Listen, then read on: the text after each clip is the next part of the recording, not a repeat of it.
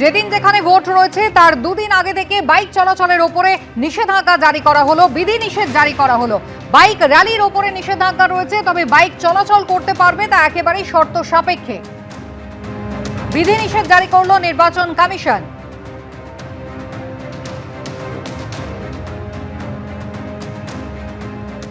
Motor bike বা two wheeler ব্যবহারের উপর নিষেধাজ্ঞা জারি হয়, সেটা সম্পূর্ণভাবে জনবিরোধী, আপত্তিকর।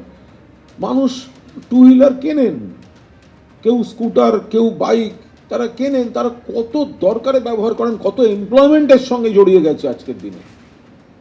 ফলে এটা করছে কি এরা? এটা কি পাগল হয়ে গেছে নাকি? বাংলার উপরই যত এই ধরনের অগণতান্ত্রিক, আপনারা তো রয়েছে। আচ্ছা, একটা লোক যদি স্কুটারে যায়, একটা লোক সে অফিসে যেতে পারে, ব্যবসায় যেতে পারে, বিপণনে মার্কেটিং এ যেতে পারে, কোনো খাবার পৌঁছে দেওয়ার জন্য যেতে পারে, কোনো রোগীকে কোনো সার্ভিস দিতে যেতে পারে, কত রকম কাজে যেতে পারে টু হুইলার। সেখানে বাইক নিয়ে যাওয়া যাবে না? এটা কোনো কাজের কথা হলো?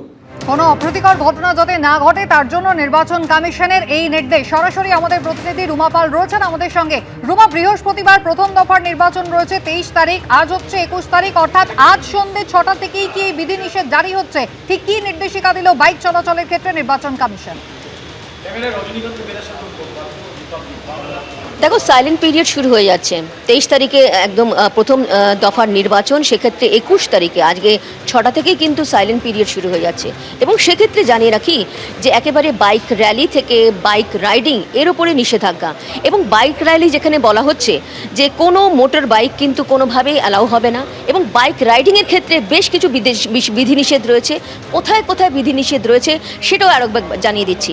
যেখানে বলা হয়েছে যে সন্ধ্যে 6টা থেকে সকাল 6টা সেখানে বাইক রাইডিং নিষিদ্ধ, কিন্তু যারা এমার্জেন্সি সার্ভিস দিচ্ছেন এবং মেডিকেলের রয়েছেন এবং সেক্ষেত্রে কোনো যদি ফ্যামিলি ফাংশন থাকে তার ক্ষেত্রে কিন্তু ছাড়পত্র রয়েছে। অন্যদিকে আরও একটা বিষয় জানিয়ে রাখি, সকাল 6টা থেকে বিকেল 6টা সেখানে দেখা যাচ্ছে যে একদম বাইকের পিছনে কাউকে বসানো যাবে না। কিন্তু কোন ক্ষেত্রে বসানো যাবে? সেক্ষেত্রে মেডিকেল এমার্জেন্সি থেকে এবং কোনো ফ্যামিলি ফাংশন থাকলে অথবা কোনো এসেনশিয়াল রিকোয়ারমেন্টস, যেখানে দেখা যাচ্ছে দেখো ফুড যেমন অ্যাপ রয়েছে, ফুড যারা খাবার দিতে যান, এবং দেখা যাচ্ছে যে যারা বাচ্চাদের স্কুলে দিতে যাচ্ছেন, পিক আপ ড্রপ হচ্ছে, স্কুলে দিতে যাচ্ছেন, তাদের ক্ষেত্রে কিন্তু সেটা ছাড় রয়েছে।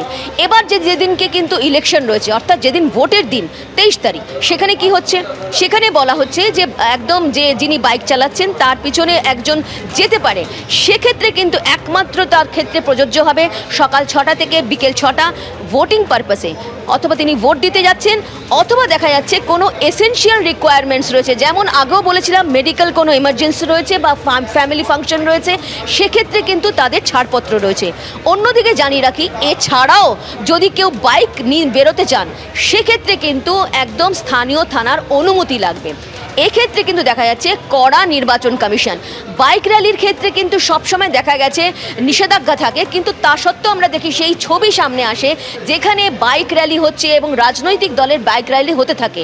এবার দেখা যাচ্ছে যে নির্বাচন কমিশন একেবারে বলেছে যে কোনোভাবে বাইক র্যালি হওয়া যাবে না, নিষেধাজ্ঞা রয়েছে। এবং বাইক রাইডিংয়ের ক্ষেত্রে যারা বাইক নিয়ে বেরোচ্ছেন তাদের ক্ষেত্রেও কিন্তু নিষেধাজ্ঞা প্রয়োগ করা হয়েছে। কিছু ক্ষেত্রে ছাড় দেওয়া হয়েছে। কোন কোন ক্ষেত্রে ছাড় দেওয়া হয়েছে আরও একবার বলে দিচ্ছি। যেখানে বলা হচ্ছে কোনো মেডিকেল এমার্জেন্সি যদি থাকে, মেডিকেল এমার্জেন্সি থাকলো, ফ্যামিলি কোনো ফাংশন থাকলো, এবং সেক্ষেত্রে কেউ স্কুলে পিক আপ বা ড্রপ করতে যাচ্ছেন, এসেনশিয়াল রিকোয়ারমেন্টস, তাদের ক্ষেত্রে কিন্তু ছাড়পত্র রয়েছে। এছাড়া অন্য কেউ যদি বাইক নিয়ে বেরোতে, তাদেরকে থানা থেকে, অর্থাৎ বিশেষ বিশেষ ক্ষেত্রে কিন্তু বাইক চালানো যাবে, সেই নির্দেশিকা একেবারে স্পষ্ট করে দিয়ে দিল নির্বাচন কমিশন। রুমা, ধন্যবাদ।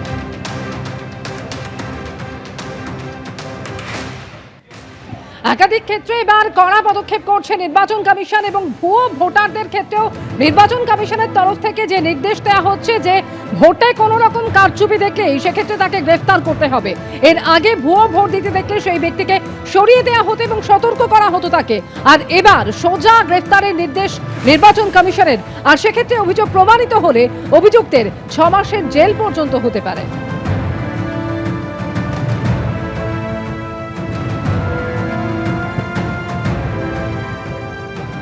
এবিপি আনন্দ, এগিয়ে থাকে, এগিয়ে রাখে।